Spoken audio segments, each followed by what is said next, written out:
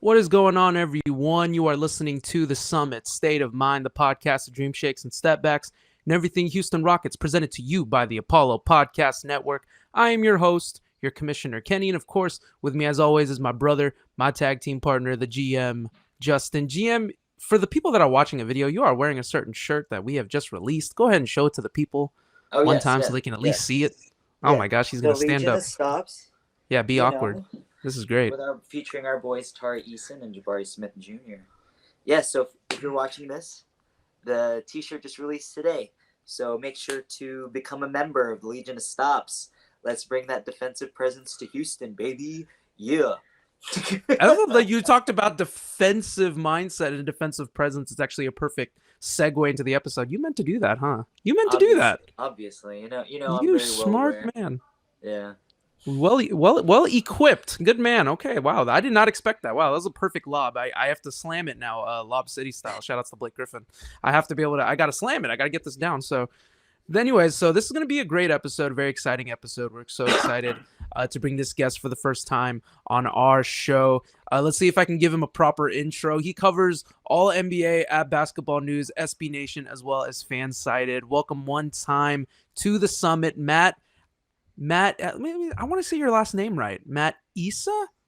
You got it. You got it perfect. Oh, did I get it? You got Mat it perfect. Issa Yeah. at the summit. Matt, you how should you have been doing, confident in your first go around. I wanted to, but I don't want to. Dude, I'm a respectful man. I am a respectful man. I don't want to get it wrong. Got to get it right. I must say, you guys have some rock solid chemistry. I feel like I should just sit here and watch you guys talk the whole episode, not even say anything. No, man. Not at all. This episode's about you, man. You are here for a reason. It's about Shane. It's about Shane Battier. Yeah, exactly. Exactly. You're kind of lobbying it up for us here. So, Matt, welcome to the summit, man. How you doing today? You doing good? Oh, I'm doing great. Just been cranking out some game film for next week's project on Andrei Kirilenko. So, trying to decompartmentalize that. I want to compartmentalize that. I want to compartmentalize that because he's another great defender who does it in a completely different way than the guy we're going to talk about today. But yeah, I'm feeling good, basically. No, that's awesome, dude. I'm really happy to hear that, and we just appreciate you kind of getting on and getting to talk about a certain rocket that is very near and dear to my heart. So when we got approached about this, I jumped at the opportunity just because I love Shane Battier. He's one of my favorite Rockets of all time. Immediately catapulted us to a championship level defense at the very least. I mean, we were championship contenders just by him switching over from a Memphis uniform to a Rockets uniform. And we're going to talk about Shane Battier in a little bit, but I want to talk more about you, Matt. I want to get to know you. I want our listeners to get to know you. So tell us a little bit about yourself, how you became a sportsman and ultimately what inspired you to become a sports writer.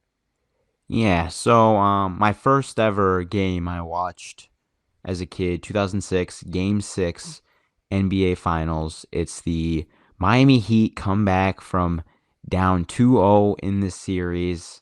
I'm sure you guys loved it. And D-Wade puts on a show. And he beats the Mavs, and Dirk looks devastated. And I became the biggest Dirk Nowitzki fan of them all. And I was, just because, now hear me out. It's like, because I fancy myself as a guy with an underdog complex, whatever. And I just, I was good at losing, and I saw this Dirk guy lose. I'm like, hey, he's kind of a loser like me, but he makes a lot of money. So he became my favorite player. And I just fell in love with the game, the lore of the game, all of its characters. I think it's rich. It's I think of it as as a kid, I was really into anime, and I think the NBA is it's similar. It's like this expansive universe with all these different characters, and they all kind of fit together, and they're connected in their own way. But anyways, yes, always been a fan of the game since I was 7. I go to MSU, Michigan State University. I went there for my undergrad. I go there for law school now, and when I got accepted into Michigan State's law school, I found out that there was this whole niche community of people who were not just like Stephen A. Smith and Skip Bayless, but just people who cared about the game in a respectful manner and weren't just saying stuff to say stuff, and that there was like this way to make a living off it. I'm like, hey, I want to get in on that. And so I've been trying to do that since then. I'm going on, 2 years of covering the league. Yeah, so that's kind of where I am. I'm enjoying the ride. Mhm. Yeah. Dude, so I have to know, where are you from? I'm Like, from yeah. Sterling Heights, Michigan, which is about 20 miles outside of Detroit, Michigan. But I'm usually Oh, in East Lansing, Michigan. that's Magic Home. Oh. Johnson's Yeah, area. yeah. And well, funny. Well, I don't know if you guys know this. Shane's from Birmingham, Michigan, which is like 30-minute Yes. drive from my house. And when we talked on the phone, like I could visualize where he is right now at this moment. I'm not gonna share it with the audience because there's some weird stalkers. But like we were talking about, like, oh, what part of Michigan are you in right now, and this and that. And so yeah, he's at his place up north, and I know where he is. But yeah, I know where to find you, Shoot. Shane. I love it. I Wow. love to So hear it. yeah, dude, you're like our first Michigan guy that's ever come on the pod. So you have broke ground at the summit. Congrats. This But is wait, great. thank you. hold on. Does that mean that you're a big Draymond Green guy? Because he is So big green MSU, man. yeah, so he's big green MSU, and then I'm like a huge like data guy, and Draymond Green is like analytics guy's dream. Mhm. So yeah, I'm huge Draymond guy, even bigger Magic Johnson guy. One of the reasons I decided to go to Michigan State is because my dad is like the world's biggest Magic Johnson fan, and that kind of played into my decision making when I was going through that process. That's awesome, Okay. man. Wow, Um, I love to hear the roots of it all because it's always so interesting to hear that type of background in terms of your influences. Because I mean, the reason why we're big Rockets fans because of our dad. Our dad was a mhm. huge Rockets fan from the '90s, and that was where my influence came from. That's where Kenny's influence came from. So it's really nice to see father son bonding. It's a big circle here. I love it. It's Love to huge. hear it. Well, my dad's the one I watched my first basketball game with, the Mavericks Heat game. So yeah, he's always been kind of a part of that journey. Funny thing is, he doesn't really read any of my work or listen to any of my podcasts. He's just Right? not. He can't really Sounds focus on things. sounds But like yeah. But he's very supportive. Yeah, sounds like my dad. Like well, it's our dad. As if Yeah. I'm making it singular, as if my brother's not doesn't have the same dad. But yeah, it's like our dad. Same way. He's like, yeah, I subscribe. Do you listen though? He's like, no, I don't really listen. And I'm like, okay, you know what? It's fine, Dad. Just download the episodes. It's perfectly fine. Just That juice the counts. stats. Yeah, Yeah. just juice the stats, man. I'm Moses Malone over here. Just stat pad our stats, please. I love that That's what we need. reference. Love that reference. Well, Matt, dude, that's awesome. Just kind of get into it because I purposefully did not want to know where you were from. I was like, I want to know. I want to know his story. I want to know where you come from, and that's what I love about our podcast and our platform. Like we're a Houston Rockets podcast, but we really like to welcome different perspectives, different people from different cities, different states. Like you're about to hit us with a Michigan type of mindset, and I love it.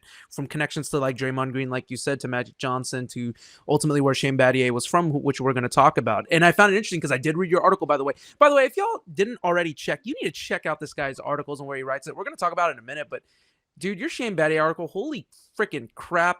Every F-bomb in the world right now. Like it was really, really well written. Like I was like, and I thought, and I'm Mr. Shane Battier. Like I love when I told you he's one of my favorite Rockets of all time. He really is. Like I love the way he impacted the game. Minus the, he didn't impact the game a typical star would. The stats. The saying was that he was a no stats all-star. So you definitely have to check him out. But let's go ahead and move on and talk about the meat and potatoes of this episode. Let's talk about Shane Battier. So you wrote you're in the process of a 10-part miniseries, right? Called Blazing the Trail, where you break down the most revolutionary players from the 1990s all the way to the early 2000s. And you decided to write about one of my favorite Rockets of all time, like I said. What inspired you to put Shane Battier on this list? First of all, it was the memories of him and Kobe clashing in the playoffs, and this guy was just kind of, at the time I was a kid, I've shed fandom at this point. I really don't have. I'm fans of like certain players. I root for all players. to succeed because they're human beings. We're not going to be mean here. But Of course, of course. like as a kid Okay. though, all my favorite teams used to get annihilated by Kobe Bryant. And so and he was just this I don't know. He was because when I started to get into it, he's on this like murder's row from like 2008 to 2010, where like nobody can touch him. He's at the peak of his powers. And this Battier fella comes along and he's bothering him. He's annoying him. And I think it's that 2009 series where Yao goes down Yes. and Oh, McGrady's already out, and That shit broke my heart, they man. still push the Lakers to the brink, and I'm just like, now that I've gotten older and I know more about basketball than I did then, I'm thinking about, I'm like, how could this be possible? Like, what caused this? And a lot of it's him. A lot of it's Shane. There was that, and then it was also, of course, the Michael Lewis piece. I think that was like, okay, Michael Lewis came at this from a straight like journalistic economic perspective because that's what he is. That's his niche.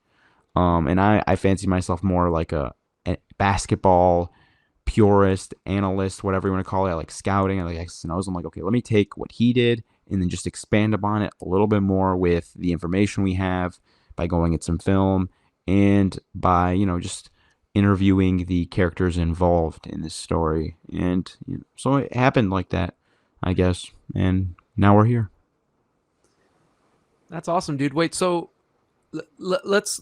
I know we usually save the plugs to the very end of the Mhm. episode, but let them know like what the website is and where they can find this 10-part miniseries that you're writing right now.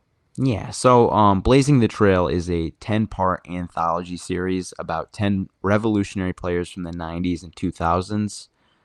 It's at basketballnews.com. It's an article and a podcast series. Both are a little bit different. The podcast is like the full-length interviews with the players, coaches, analysts I talk to.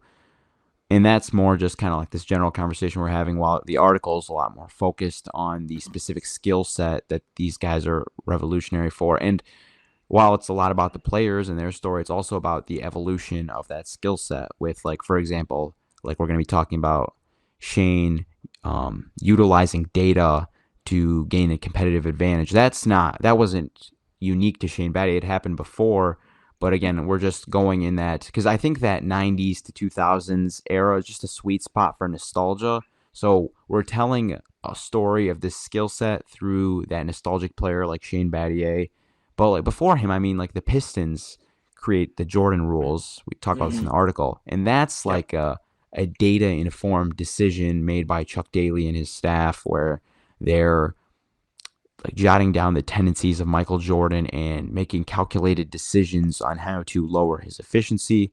Of course, that ends up working quite a few times, and the rest is history. And then today, of course, like if we look at the most recent NBA Finals, the Warriors shift the series. They're down 2-1, and they're able to turn the series around, win the NBA Finals, in part because of the decision to force Jaylen Brown and Jason Tatum to their left on their drives. And that's just like a little bit less of an efficient shot for those two. And of course, it's like Al Pacino said in I can't think of the movie title right now, but he's like, it's a game of inches. Oh So man, yeah, ooh, I can't great think of reference. Yeah, I got it. can't think of the name of the movie right now, but it's Oh sports no. movie, football movie. He's a coach, Oh, whatever. is it Any Given Sunday? Any Given Sunday. There we go. Of Okay. course, Yeah. of course, Justin will get it. He's like the sports guy.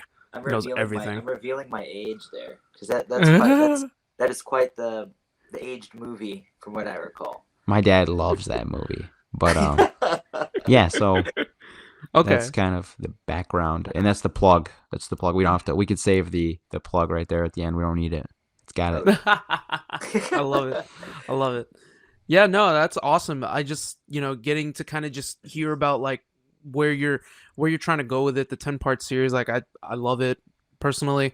I love the idea of it. You really are hitting like this pocket and this sweet spot, especially for myself and my brother. I mean, it just to like I guess not even just you, but to give background knowledge to anyone that doesn't even doesn't fully understand the meaning of the name. I mean, we are a big nostalgic people. Like we were maybe 2 or 3 years old when we won our titles, but I mean, our podcast is called The Summit State of Mind, which we won our 2 titles at the summit. That's the whole thought process behind it. So when it comes to like figuring out like what what it means to hit us in these certain points. Like, you are literally hitting us in the sweet spot right now. So like, this is great. Like, this is awesome. Kind of just figuring out like what each and every player is going to represent. But like I said, at the end of the day, this is about Shane Battier. Let's go ahead and dive into it now, man. Let's talk a little X's and O's with Shane Battier.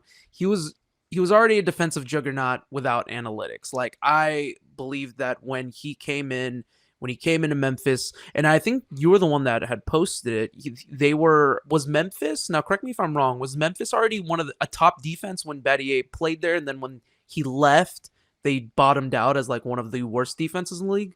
Yeah, so I think I off the top of my head I can't recall. It's in the article, but the Yeah. last season of his time in Memphis, the 2005-2006 season, they are the second best defense in the league. And of course, they have like good defensive personnel. Mike Miller was a solid defender for the time. Pau Gasol, Always there. a They good have a very defender. solid team. Yeah.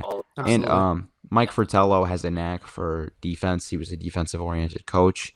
So it makes sense. You can't pinpoint it all on Battier, right? But then Of course. you go into the following season, he leaves, he goes for Houston, and they are the second to last defense, I believe, in the league without losing really anyone other than Shane Battier and Lorenzen Wright. But Lorenzen Wright, for most of his career, was not he's not a needle pusher. yeah, exactly. Not a super impactful defender, even though he was a big man, and that's the most important position on defense most times.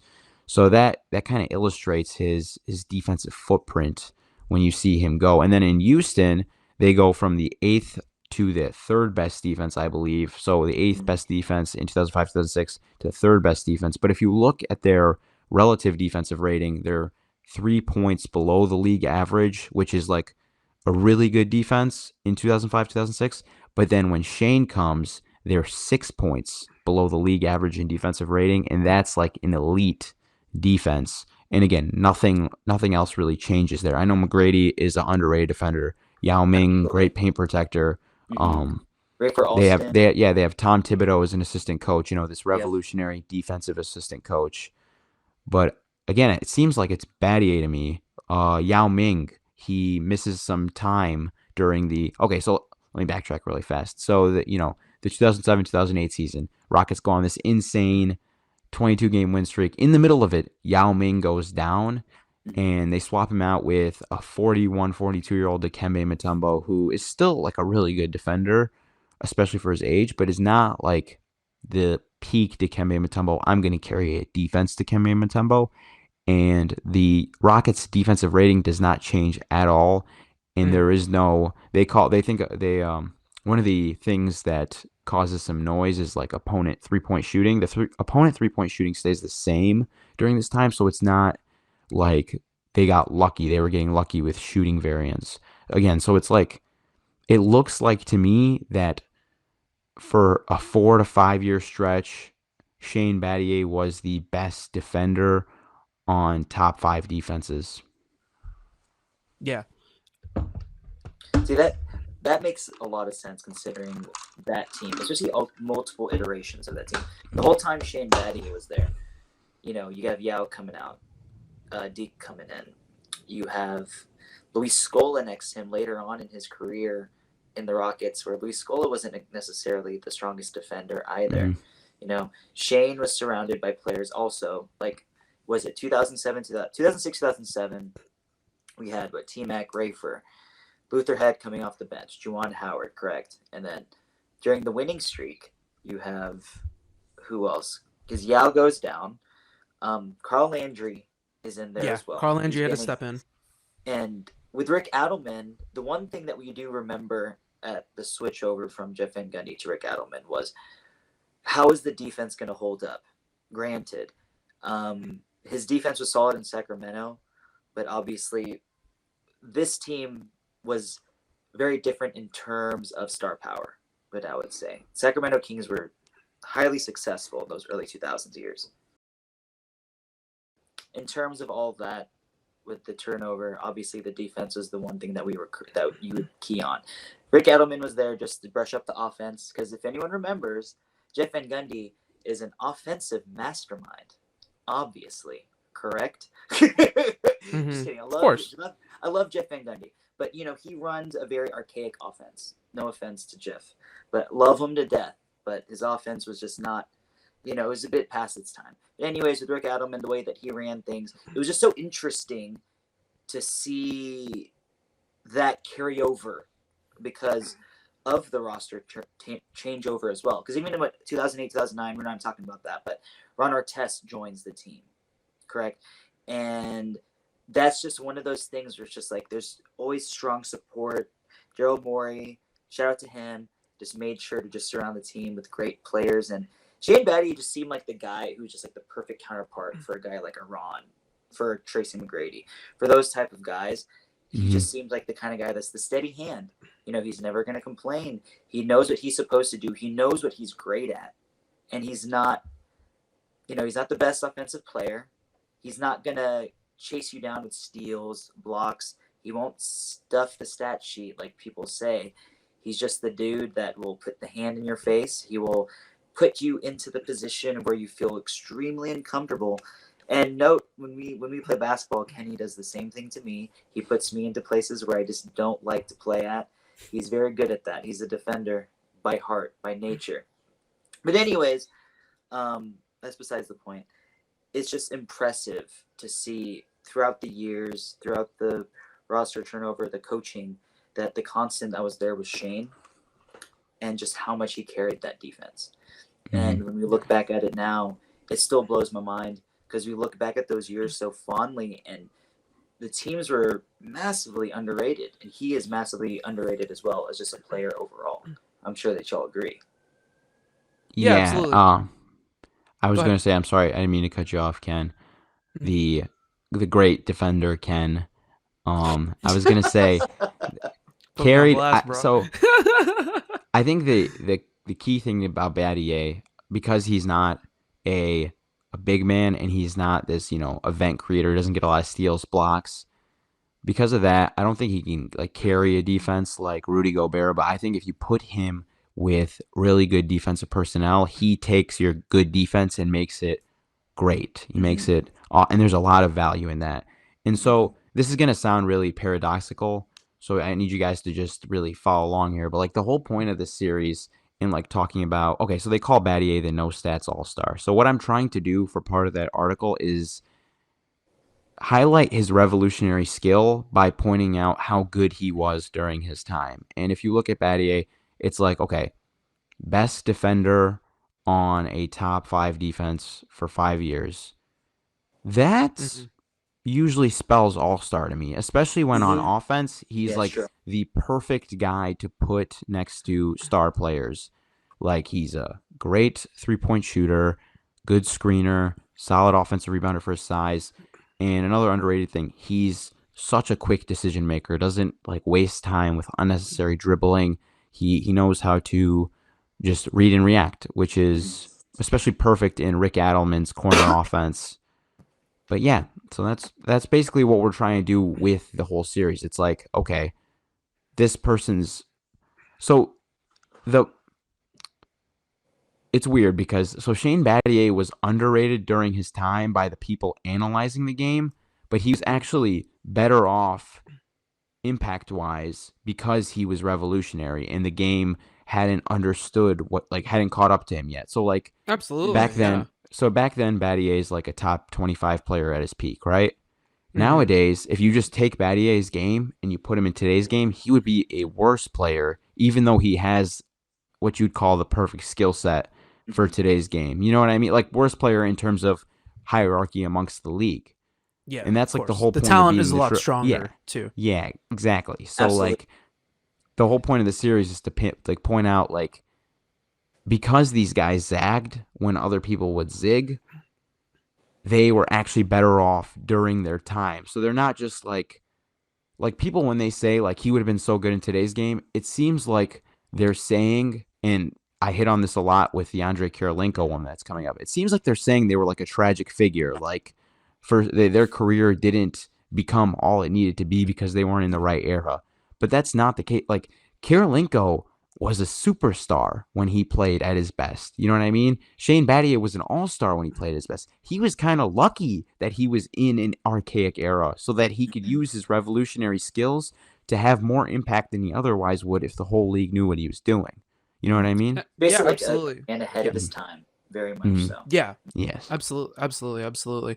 I love what y'all are saying in regards to like Shane Battier, like just the footprint that he had made and the way that it impacts the players like today and like yeah, I always hear that, drop X player and put them in an era and they'll, the saying goes, let's drop Steph Curry back in the Mhm. 80s and he would wet threes. But no, because if you drop Steph Curry in that era, he's going to play like Steph Curry from that era. He's not going to play the way he plays now. Like you're just a product of where you come from pretty much, or where the era that you play in. So I love what you said in regards to that. But let's backtrack a little bit because I did want to touch upon this. Mhm. When we acquired Shane Battier, I'm going to say we. I keep forgetting. So when It the is we. Rockets It is acquired, we. yeah, You guys you're are right. so interested You're in the right. Rockets. You're right, It's Matt. we. Let's go. Let's go. Matt's a rocket for tonight, and I love it. Oh yeah. So, so let's backtrack here. Shane Battier gets acquired in the 2006 NBA draft in exchange for Stromile Swift and Rudy Gay.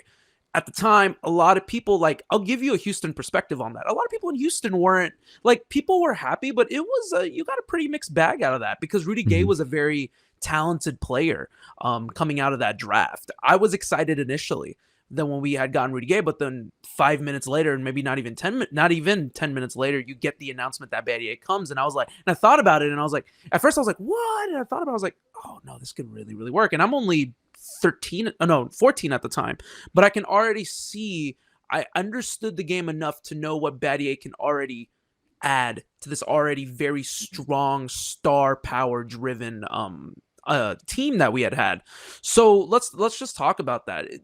And Daryl Morey goes on to say that Shane Battier was his first like player that he basically had acquired because Morey didn't technically have the reins at that point, but apparently this was a Morey driven trade, his first real trade as a GM at the time. So what I like to say is like he was already a defensive juggernaut. I said this earlier when he was in Memphis, but he comes here and Daryl Morey transforms this guy into a freaking Thanos-like defensive player in terms of what he was able to bring to the table.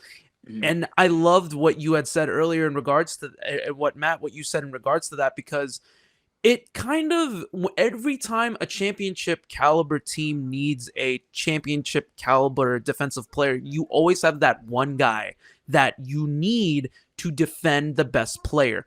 T-Mac can be that guy, but you want T-Mac to score on the offensive end. He needs to a degree, rest on defense. Like there has to be some type of player that can help him out and be the guy that will take the dirty work. I'll say that. Like in that era of Kobe, Vince Carter was still playing really, really well at the time.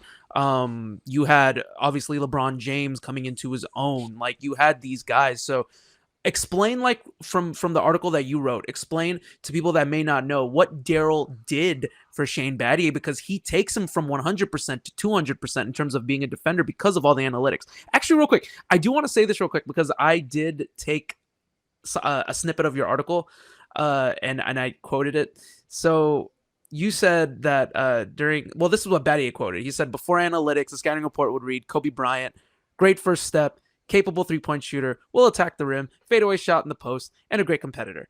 And then Shane goes, yeah, thanks. I don't need a scouting report to know that Kobe is a great competitor. I love that line. It's like, Shane's like, dude, I know this. Like, come on, bro. You're not talking to a box here. I am literally one of the best defenders in the game. Like, I don't need a scouting report to know this. So kind of explain like what Daryl did for Shane, elevating his defensive prowess. Yeah. Okay, so first of all, you have to think about, I quoted defensive efficiency, right? Think about offensive efficiency. So how many points per 100 possessions is an action worth, right? So like, for example, the number, I don't know how accurate this was. I think he was just quoting a number off the top of his head, but Shane said when Kobe drives to the right, he's a 65% finisher around the rim, right? 65% going to his right, whatever, something like that.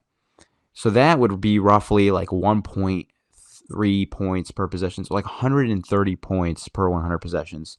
But if you can take him to his left, it becomes like, I forget what he said, like 43% or something. And that goes like, that rockets all the way down to like 86 points per 100 possessions. And obviously that's not going to be 100 possessions in a game where Kobe Bryant drives, but you get that where it's like okay, I can take away 2, 3, 4 points. So you get to this thing, this dichotomy. The scouting report he's referencing that just says Kobe's a great competitor. Those are what's known as qualitative scouting reports. You're talking about the qualities, surface level, right? That's what most scouting reports were, Of course. except for in like very important playoff series. Like we said, like that Bad Boys Pistons rivalry with the Bulls. That's when they really started to kind of get into the finite details, the data. What Battier was getting from Morey was this quantitative scouting report. So it's basically like, okay, he's got a great first step, but like, how great is that first step? You know what I mean? You're putting a number on these things so you can make a business decision as to where you want to try to send guys so you can take away, 4, 5, 6 points from their overall offense per 100 possessions. Because like we said, any given Sunday, it's a game of inches. If you could take 3, 4 points per 100 possessions, you can win. That's a lot of games. That's a lot of games you're gonna win, Absolutely. and that's basically what Yeah. what Daryl was doing with Batty, and it took this is pretty much the whole series. I talk about this with Nash and D'Antoni. It takes innovative tactics from Daryl Morey and D'Antoni, and it takes the right conduit to Hmm. kind of express that, the right Yep. canvas to paint that on. And Battier, I talked to his high school coach, always a curious guy, always analytically driven, always wanted to learn, never like a closed-minded person. And it just worked out. The two, they were a perfect pair, Maury and Hmm. Battier. And from what I understand, they're still pretty good friends today. That's awesome. I love to hear that because I can just imagine like Mm. Battier walking into Toyota Center and Daryl Morey just literally handing him like um, a binder and it's being like, Mm. let's flip this page 73. This is how we're gonna guard so and so. And I love that you mentioned the D'Antoni Steve Nash thing as well because, like you said, things that change the landscape is what we can say, correct? And Hmm. D'Antoni unlocked Steve Nash in the same way that Morey unlocked Battier. More so for Nash, it was style of play. For Battier, it was all the mental. There were so many extra things that he was feeding Battier that he was so receptive to it.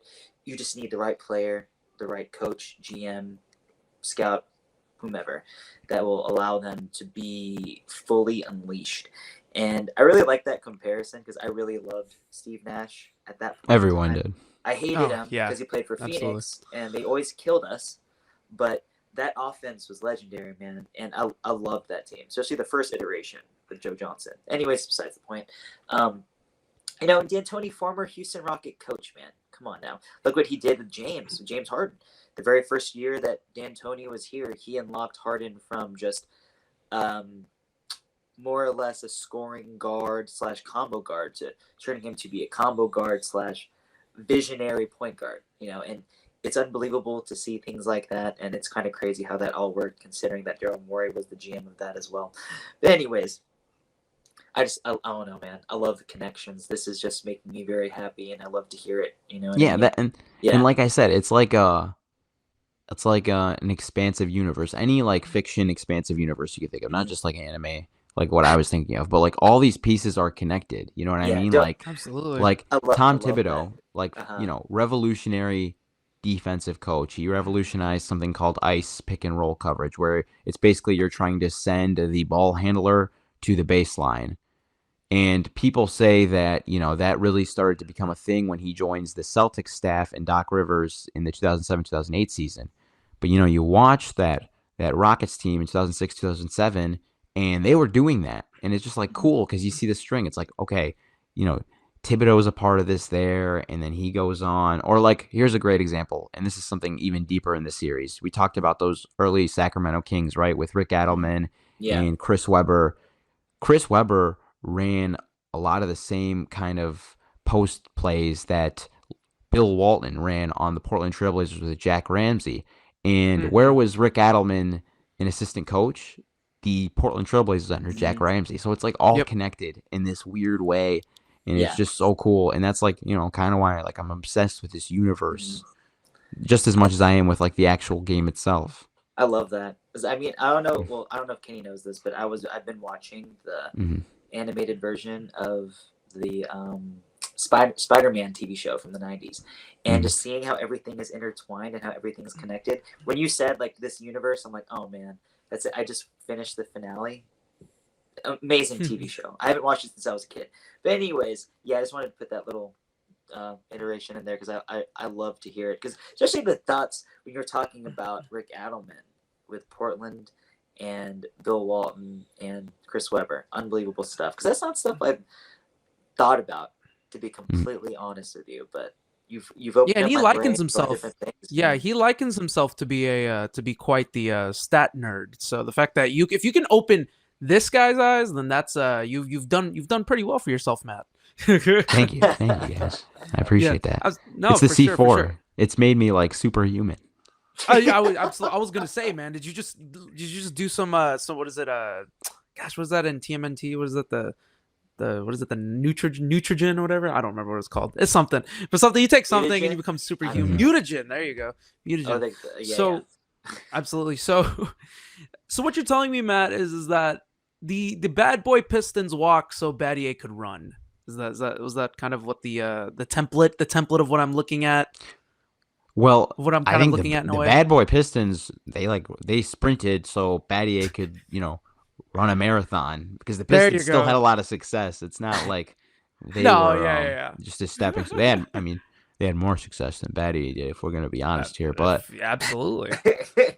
But yeah, no, absolutely. I totally get that. And I love what you said in regards to that. And so, we're talking about Daryl Morey's presence in Battier's life. It obviously elevated his defensive prowess. I love the idea, because if you look at what a base defense is, it's about beating the offensive player to the spot.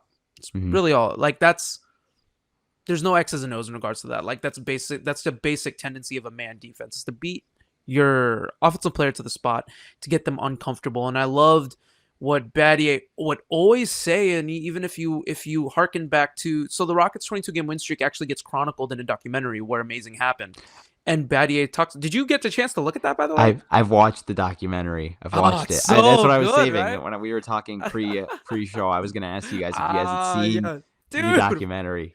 Dude, premiere, bro. YouTube premiere. Like, when it premiered, I watched. I can't speak for my brother, but I watched it, and I just love the way Battier would talk about Kobe. Like, he's like, Kobe would go, like he would go right 58 or 60% of the time, but he'd only go left like 30-something% of the time. So he's like, if I could force him left to shoot a mid-range shot, because he's, what is it, like 20% worse from going left as opposed to going right, he's going to force him to that spot. And that's basically what the defense is. And I love the fact that Battier was able to not only intertwine himself into that, but to really take Daryl's like baby and bring the whole bring the whole, what do you call that, analytic thing to life. Like, I love the fact that Battier was able to do that. So let's go ahead and move forward now. So let's go ahead and work it in chronological order. So he gets acquired, they become a top defense in the league, 06-07. They ultimately get eliminated by your boy Andrei Kirilenko, who another cheap plug, he's gonna write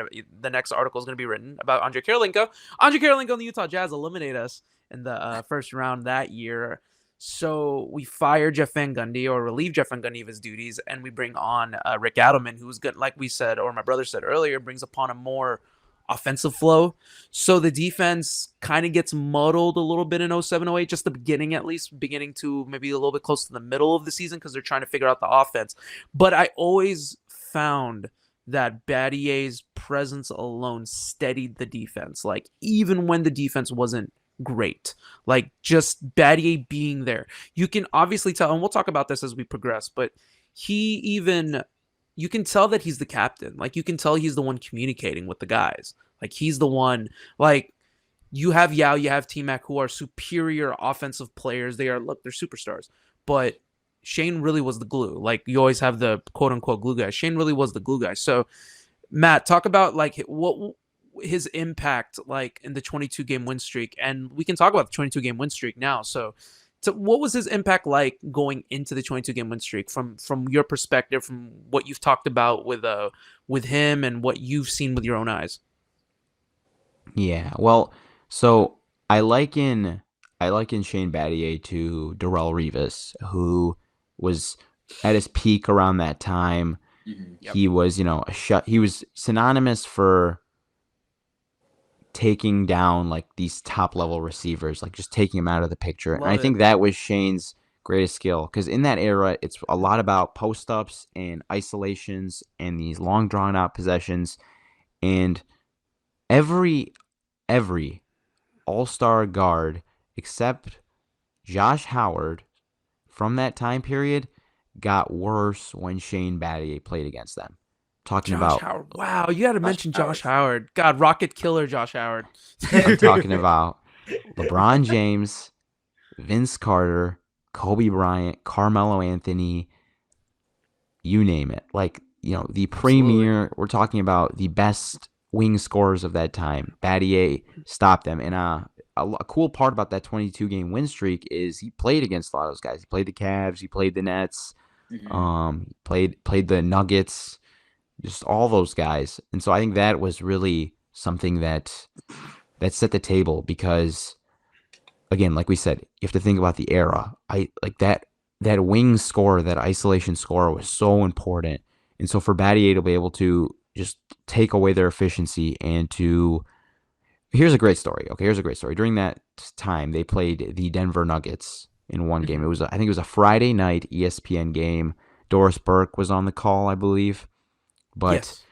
yeah, so Carmelo Anthony comes into town, and the big thing about Battier is he's process over results. He doesn't think about the results. As long as he did what the data tells him to do, he trusts the numbers. He can live with certain things.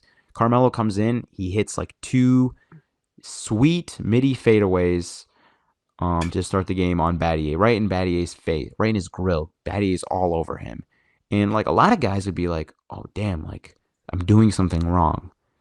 But Battier didn't care. I think that at the end of the game, Melo ended up taking more shots than he had points, which is always a bad sign, unless you're Always. just like a free throw drawing machine. But Melo was not in that game, and the Rockets ended up winning by like 15 or 20 points. So it's just like I think that's the big thing. You talk about it. He was like a steadying force. It's because he trusted the process. He believed. He didn't let like small sample sizes bother him. He didn't let that cloud his judgment. He was just very calm, and I think that was what he brought to that team. Because I mean, offensively, you guys talked about it.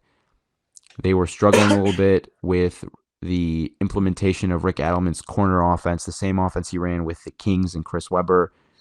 And it was primarily because they didn't have the passing bigs like a Vlade Divac and the Chris Webber, but it was like Battier's ability to kind of just stay the course, kind of trust that once things were put in place, that this was a really damn good team. And I know that you guys end up we end up losing in the first round, but that's more so just I think that like the West was just Oh, murder's It row. was It was stacked murder's then. row. It was Like stacked.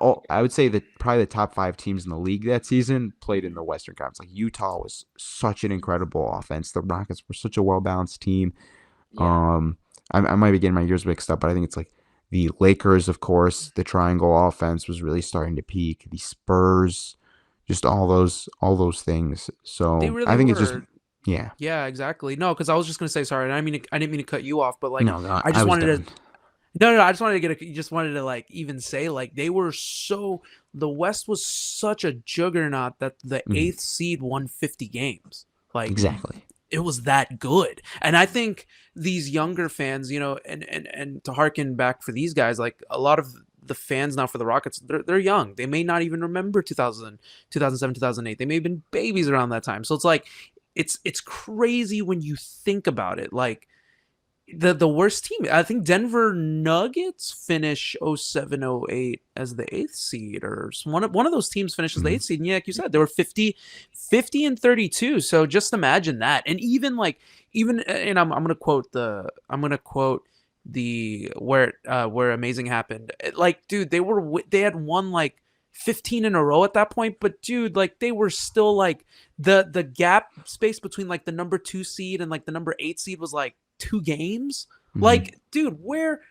in the world are you ever gonna see that again? Like the West was absolutely insane because the Eastern Conference you had LeBron and Cleveland's LeBron in Cleveland, and then obviously you had the Celtics that year that had just acquired Ray Allen and Kevin Garnett, so you knew what that was. And then the Pistons were they were on a downward trajectory at that point, so really it was only Boston and Cleveland. But you had in the West, you're right, you had 7 or 8 teams that if they just got hot at the right time, you could see a trip to the finals for any of these teams. So it was pretty crazy to see Battier in the mix of all that.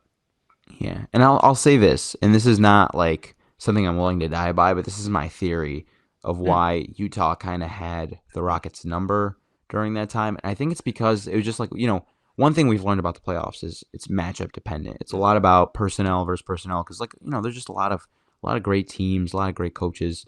And I think that Utah, because they didn't have that wing isolation scorer that Battier could kind of key in on, I think that's the reason Utah was kind of able to get the best of them. Because if you watch those games, I watched a couple of those games, like Battier is kind of quiet. I know he has a couple like really good shooting games, but on defense, you don't feel him as much as you do when they would play like the Lakers or the Hawks or something of that nature. So I think that might be part of the unluckiness where you guys just kind of got stuck with a team that was like perfect for you guys. And even with it being like perfect, they were like 7-game series. So I mean, it's just it's unfortunate that the Rockets had to play in the West during that time because I think they would have made a deep run. It was grueling. It was very grueling, especially those 2 years between 2006, 2007, 2007, 2008. That 2006, 2007 team, we believed that they should have definitely made it at least to the conference finals that year. Looking, you harken on the fact of matchups, right? That 06-07 playoff run was where Dallas was the 1st seed and Golden State was the 8th seed. And Don Nelson was the coach of those Warriors, and he was the foil for those Mavericks teams. And that was the year I think that Dirk Nowitzki did win the MVP. And they had to present it to him after the first round, and not usually when it's presented, the MVP is still on the court, they present it in front of the fans. He had to do it in a press conference, and that's just like mind-blowing. But I believe that I would say this in terms of how you said like the matchup dependency and the effectiveness of Shane Battier. You're probably correct on that. I mean, the most effective players in the terms of the Jazz was their multi-all-star point guard Darren Williams, and then your favorite player Andre Kirilenko. Totally kidding.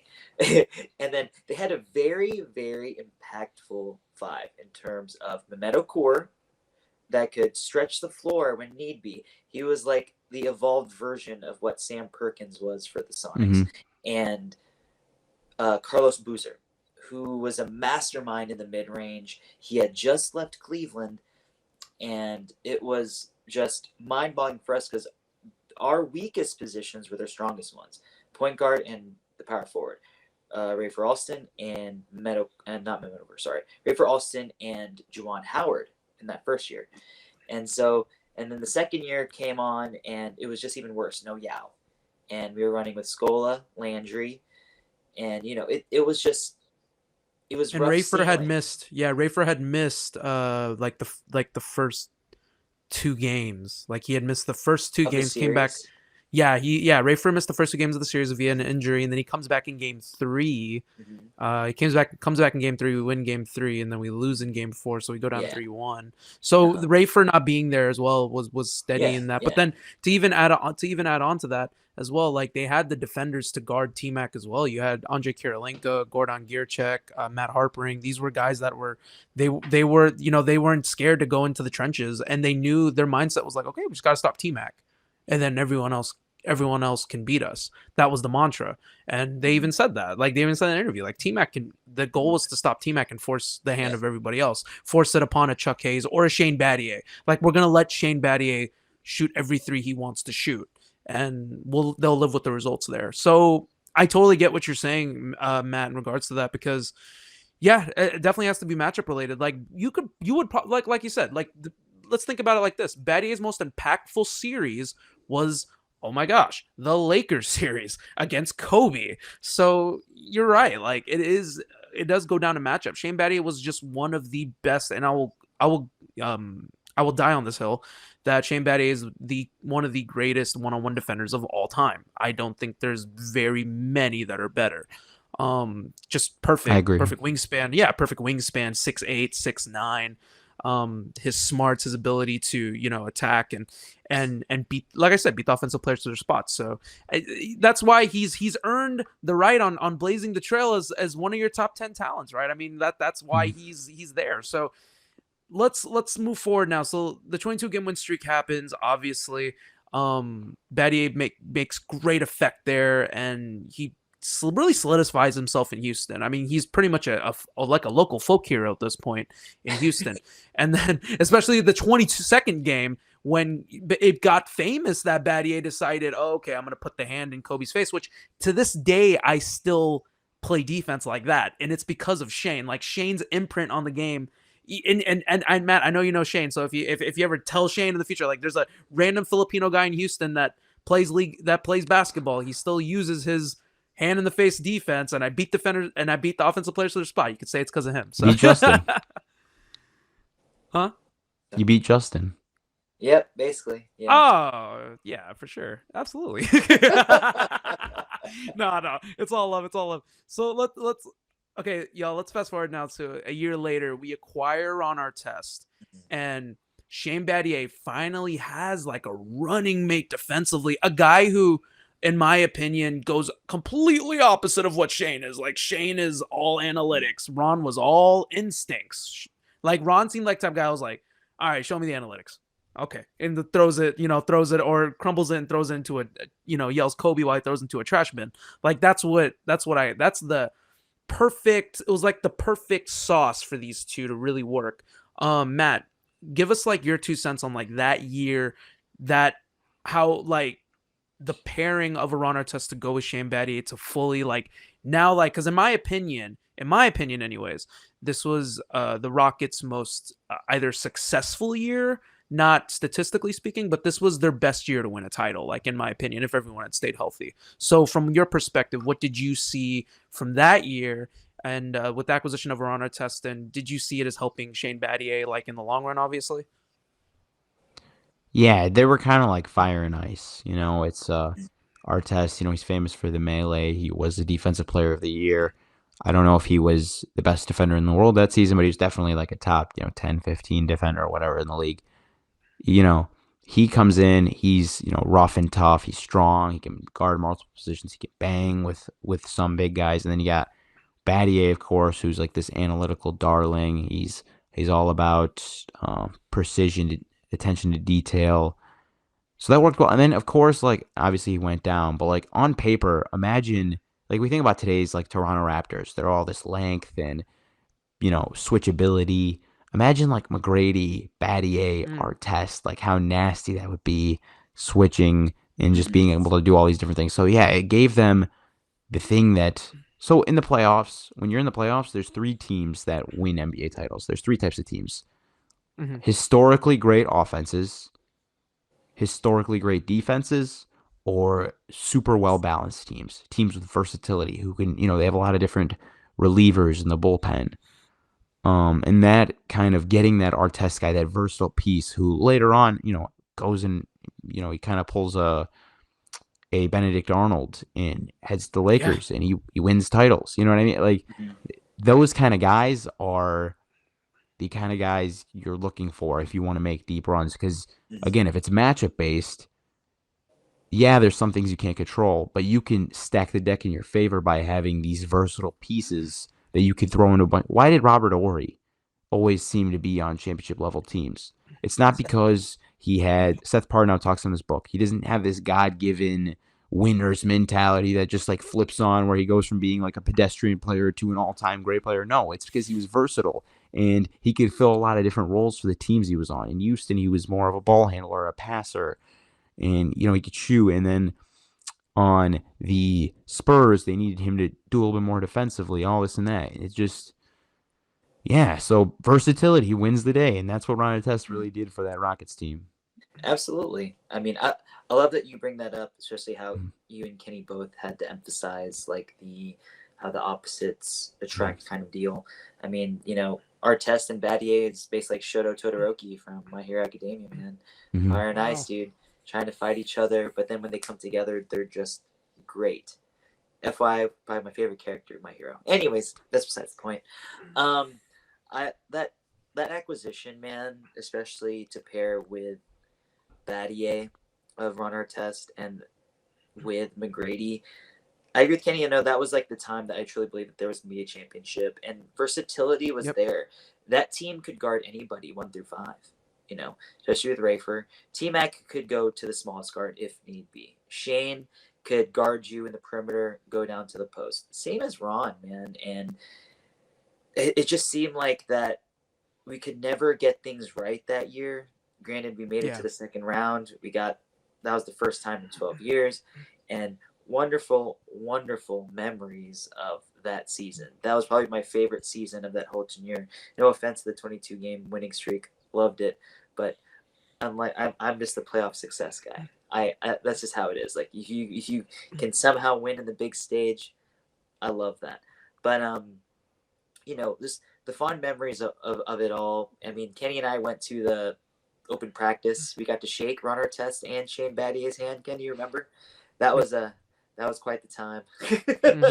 No, it was fun. Yeah, absolutely. Yeah. No, I enjoyed it. It was a lot of fun. That whole year as a whole was just, it encapsulated so much joy, and you kind of got to see the seeds that were planted. I mean, Battier's defense was just, it got taken to another level. It got to the point where you anticipated the matchups between Battier and Kobe, Battier and LeBron, Battier versus whoever was on the Celtics at that point, the big three. Like, you had these matchups where you were looking forward to it. It was weird. Like, we had the stars. We had Yao, T Mac was in and out of the lineup. We had Ron, we had Luis Scola, but like, it was odd. I was looking forward to the defensive matchups. Like, I'd never seen that. Like, I'd never felt that. So that was kind of like the effect that Battier kind of had on me. I couldn't wait to see him guard Carmelo Anthony and all the other star guards, to see how he would impact the game. And then looking at the stats and like, all right, Melo shot 6 of 22, fantastic. Like, you got to see it happen in real time, and it's such a lasting legacy, in my opinion, for what Shane Battier represented. Mhm. He was a winner. Like, the first, let's see, 3 years of his tenure here, we won 50 plus games. I mean, Hmm. that's a testament. That's a testament to Battier. I mean, that's not. You're right. Like, he's not. If you put him on a team, like a struggling team, he's not gonna instantly make him championship caliber. But like you said, you put him next to pieces that are already kind of going, and the engine's already kind of ready to go. He's the one that'll take you from 100% to 200%. So I totally agree with you there. Yeah, and I mean, Coach Fizdale says the same thing. Like in Miami, they lose the 2011 NBA championship, and there's a lot of reasons. Shane wasn't the only thing there, but like when he comes, they become this championship winning team. So he's a what you'd call a ceiling raiser in that There you go. regard. That's what I like And to hear. those, Yeah, yeah. and those were the things. Like, I mean, you guys are going to start experiencing that. We're going to start experiencing this soon. Once that core is all put together with Sengun and Green and all that, and you need to start finding those ancillary ceiling raiser guys. When you're trying to make those deep playoff runs. Well, now I have to ask you. Now we have to dip on a random side quest for just a split second before we dive back into Battier. But what from an outsider's perspective, what do you think of this Houston Rockets team like right now with They're Jalen gonna. Green and KPJ? I'm going to write a lot of articles about them. I think they're going to be fun. I'm still trying to get more of a feel for Green and like who I Yeah. should start to look to historically in terms of like realistic outcomes for him. I'm not into like college prospect scouting, so I don't really get exposed to these guys until they get into the NBA. So I just read a lot from like the college reports, and then I watch. So I watched a decent bit of Green last season. I want to watch more of him, but I'm excited. I mean, I just think they're gonna be fun. I think they're gonna be a fun team. I'm excited for Coach Silas to have another year with this group. They're probably not gonna make the play-in this year. The That's West totally Definitely is not. okay with the me. West is That's kind of good. 2008ish stacked right now. Yeah. But Yeah. they're gonna be on the top of my watch lists for sure this season. There you we're go. happy to hear that, man. Because I mean, we're so excited. We're ready to see them play. Ready to see Jabari Smith next to Jalen Green, Yeah, Shingun. Jabari. He's I from what I understand, he's like another shameless plug, but he's kind of like a modern day Rashard Lewis who got covered in chapter 2 of Blazing the Trail. There you go. Put the Matt. You are the plug, man. Put the plugs in, dude. I don't care. This episode is literally for you. So put them in. Thank you. Put them in. Put them in when you can. Don't be shameless about it. So absolutely, I totally agree with you there. Yeah, this Rockets team is gonna be so much fun to cover, and as well, man. Like even. Well, we're gonna start wrapping up here pretty soon, but like anytime in the future, like when you post these articles up, man, be sure to tag us so we can help you pump it out, man. We look forward to reading what you have to put out there, and I love it, dude. It's like we're so entrenched, and don't get me wrong, this is great. Rockets, I love y'all. Rockets Twitter, I love y'all. H-Town love, like till I die. But it's really cool and refreshing to see it from a different perspective of someone that doesn't live here, that doesn't really fully is like immersed into this city. Sees it more so from you're looking at like what's it called? A set of eyes of that is what's the word? It's right at the tip of my tongue. But you're viewing it from a lens of where you're just observing from the outside. You're not like a fan like Kenny and I. An objective observer. Yes. See, it was an O word. I knew it. You see, you read me. There. He's an objective observer. He's a double O. How about I put this in Battier terms? I'm able to look at the thing unemotionally. That's what Battier always says that Maury taught him to do. He taught him how to play the game unemotionally. There you go. Absolutely. Totally. Like I said, and here's a good segue back into it. Totally opposite around our test. Totally opposite. So we don't even need to go into that. But all right, let's get ready to wrap this up with the last few bits of questions.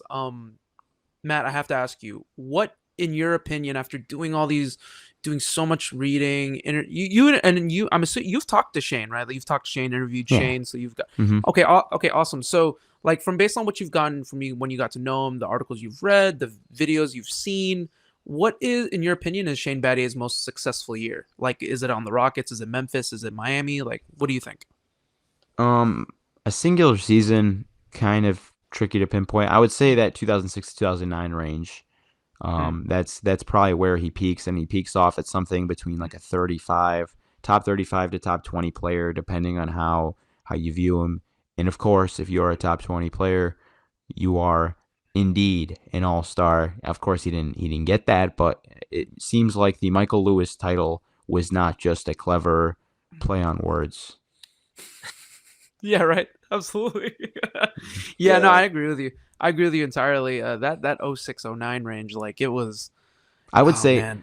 Yeah. And I need to hear this from you guys. How off base I am, but I would probably say he's the second best Rockets player on the Rockets from 06 to 09, with McGrady being one. I would say an overall impact. I mean, as much as I love Yao, the impact that Battier brought kind of impacted everyone else. He was a piece that wasn't just, I wouldn't say self-serving in a sense, right? Yao, there's so much he could do in the defensive end, but there's only limitations of what he can do. Same with the offensive end. What? The thing about Shane was that he can stand in the corner and wait to hit the three, but he can go into the mid post. Because what everyone always, the funny thing was people glorified his post game, it almost in a way that was like sarcastic, Yeah, like, mockingly. Watch that Shane Battier post game, but it was legit. But he was good. Efficient. The left hook. The left hook. It's the baby hook. Exactly. The baby hook. It's very arguable that you could put him as the second best player. And I would say in terms of impact, definitely. In terms of stats, no. In terms of how much I love my guys, I don't know, man. You put me in a tough spot there, dude. I did love a lot of those players from that time. Oh, man. Again, I could look at it unemotionally. Yeah. I could be like, okay, what is it? Well, let's get down to the nitty gritty. I don't have any. I love them all equally. But Right, right. not to like take anything away from Yao. The thing I haven't gotten a chance to mention this. Yao, incredible rim protector. You know the great wall of Yao was a very real thing. But like it's kind of like you said, the matchups thing with Mehmet Okur. Mehmet Okur was able to kind of move him He out to the neutralized him. perimeter. Yep. Yeah, exactly. Move him out to the perimeter, give him a hard time because Yao wasn't a very mobile guy as we later learned with the foot problems. But yeah, it's like okay, so here's how I think of it. Like Ben Wallace, right? An all-time historically great defender, one of the Hmm. 10, 15 best defenders ever. Shane wasn't that, but you have to also think that Wallace was like a bad offensive player. He didn't Yeah. he was it was like yikes, at times. Whereas Battier's like he's a really really good defender and then on offense he's like a really really really good like complementary piece. Absolutely, absolutely. Yeah. No, and I totally get it from your perspective. Man, that's hard, man. If you're putting me behind the eight ball there Mm. in terms of being a number two, man, the argument going towards Battier would be like, Yao put up stats, and we can all argue that Yao was one of the best centers, arguably the best center, of that era. Behind, you could argue that Shaq was already on that downward trajectory. Dwight Howard and Yao would just eat Dwight's lunch like every time they faced off. Like you can easily say that.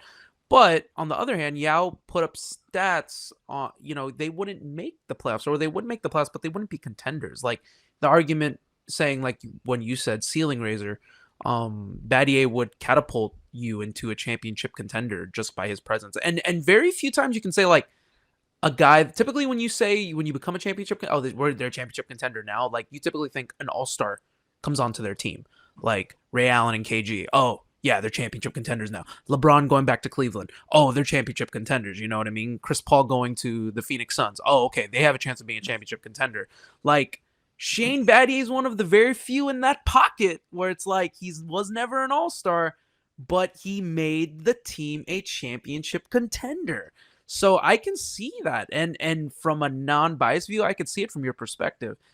From a biased view, I can still see it from your perspective, and that's the sad thing because I love Yao, but Batty is one of my favorite Rockets of all time. He could easily be the second most important He, player. You know what I mean? we have to think about it like this. We're talking about that Rockets team. Like, if things break a different way for them, they could be in an Eastern Conference final. I mean, excuse me, a Western Conference, a conference finals, right? And then we're talking about them in a completely different way. So, It's Absolutely. true. conference Yeah. finals teams, you know how great the third best player on conference finals teams is? Like, look at the Miami Heat, right? We'll say that like Jimmy Butler, best player, Bam Adebayo, second best player, and then when he's healthy, like Kyle Lowry, third best. You know how great Kyle Lowry is at basketball. So when you're He's calling so Yao good. Ming the third best player on a championship caliber It's team, you're not a not slighting the guy. He's slight. still like a borderline all star type guy when you break it down. It's just I to me I think there's a real I wouldn't say it's like definitive like how There's you an could argument say to be like made. yeah, Yeah. you could say like for example to me like definitively Draymond Green is the second best Warrior on that team to me. Mm-hmm. No, Whereas actually, I I don't agree think with it's that cut and dry with Shane on some of those Rockets teams. you. Mhm. Yeah, I can see it from your perspective, absolutely, and yeah, and we totally back you on that part too because from the Draymond Green perspective, because Mm, Draymond Green is super impactful, and I know I could probably give a whole pod about how I feel about Draymond mm. Green actually from a non-biased perspective and how important he is to that Warriors team, but I'm gonna digress on that point. Let's last question before we go home here, Matt. What should Shane Battier's lasting legacy be? He he told me something that kind of resonated with me, and he just Mm, said I play basketball because I asked him I'm like Shane, people.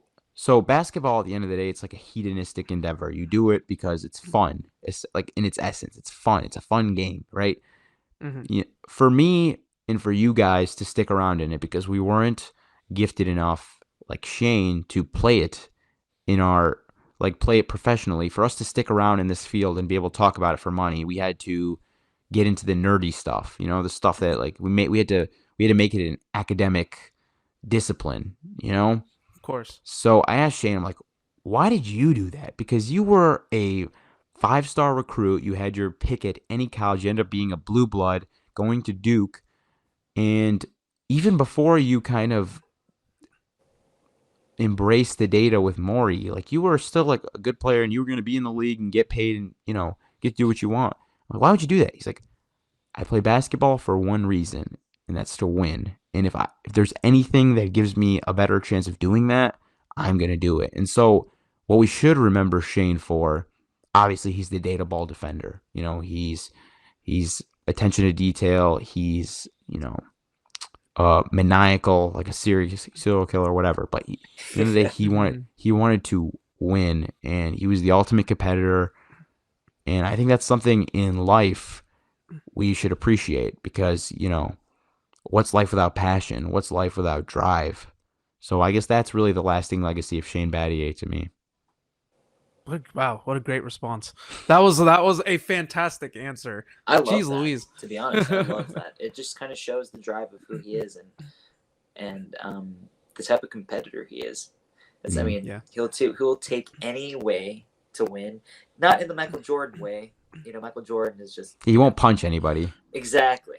But Shane will take any type of advantage he can, And I love that. It just shows what's his lasting legacy? Shane? Yeah. What are your opinion? What's his lasting legacy? Oh man, I don't know. I mean, what we see the most is his defensive prowess on Kobe Bryant, man. His innovative defense, The man was innovative in his own way. He wasn't the most athletic guy. He wasn't the most outspoken guy. He was just a brainiac that was really, really good at basketball and taking advantage of things that made him the best version of himself. In terms of image, yeah, that. In terms of overall impact, I would say pioneer, man. He was certainly a pioneer in what he did and what he brought to the table. He was the first guy that you can truly say that embraced analytics from Morey and made him look good. And you see a lot of teams incorporate the way Morey's thought process was, and Shane Battier was the pioneer that kind of brought all that to life. So I guess that's something that I would lean on in terms of his legacy for sure.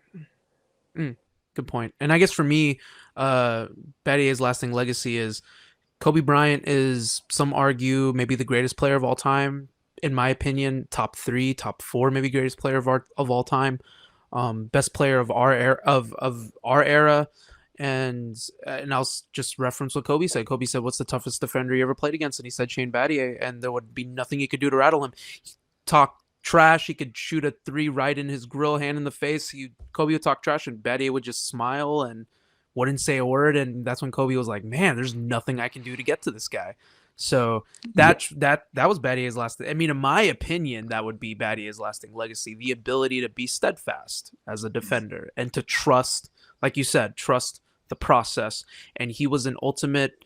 That's what made him an ultimate defender, which ultimately turned him into a winner.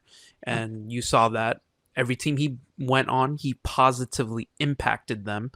And you can see that from what he was able to do. That's, in my opinion, that's his lasting legacy. The fact that someone like Kobe Bryant, rest in peace, who can show you that type of respect, being the greatest defender he ever played against, that's nothing to sneeze at from that perspective. And Kobe's being one of the greatest players of all time, that's the ultimate salute there. So,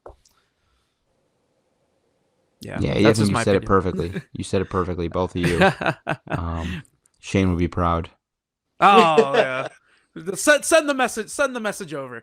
But let's get ready and go home here. Matt, I just want to thank you personally from myself, from my brother. Thank you so much for coming on our podcast. We appreciate it. Coming in Michigan time, and you're over here and you're totally giving us like your perspective. Very fantastic article, blazing the trail. Y'all really need to check it out. Go give it a good read. It is fantastic. In my opinion, probably one of the most like well written. Like, there's very well written stuff, but it was very, very well written. So Matt, you're just on your way, dude. You're doing your thing, and I can't wait to read the rest of it. I can't wait to read the Andre Karolinko. It's gonna be a lot of seething on my part, but I can't wait to read it. I'm very excited. So let's open up the red carpet for you right now, Matt. give the people your Twitter handle, where they can find you, all the websites, where they can find Blazing the Trail once again. Yeah, I just want to say really quickly, thank you so much, guys, for the kind words and for your time, for letting me on the show. I'm really enamored by your guys' kind of duo. Makes me want to be like related to you guys almost in a weird way. But No, anyways, no, Make an dude. honorary member, bro. my Don't my worry. my You're last there. Summit, my last yeah, plug. My last plug is you could follow me on Twitter. You can find all my work there. It's at Mat Issa 15. That's at MATISS 15. I post all my work on there. Of course, go on basketballnews.com. There's a ton of great writers: Nikias Duncan, Mark Schindler, all that stuff. You can find the Blazing the Trail series, the article and podcast series. But check it out. It goes a long way. It reminds me I'm not just talking to myself when I'm maniacally watching games from like 1992, trying to figure out if this guy played like this guy or whatever. No, I love it. I No, love man, to hear that. yeah. Bro. No, that's basically what we are. I mean, like, we do We're run losers. week. We're nerds. Yeah. Oh yeah, absolutely. Oh, you know what? And fully embrace it, Matt. embraced. Fully embrace it, baby. This is who we are, man. We are nerds, and we are proud. I am proud to be a basketball nerd. This is what we're here for. So, Matt, I appreciate you. My brother appreciates you. Thank you so much for coming on our podcast once again, man. We really appreciate it. Thank you.